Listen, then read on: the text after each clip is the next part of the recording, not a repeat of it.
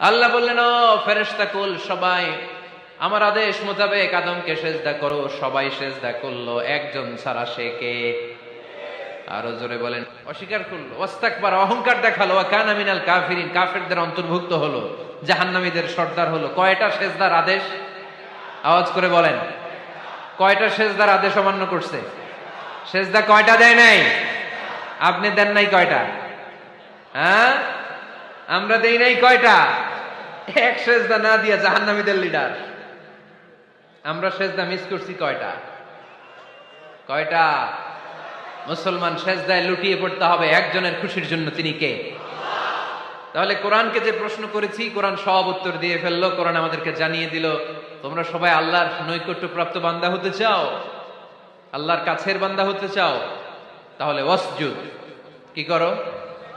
সবাই বলে নাই, আওয়াজ করে বলছো।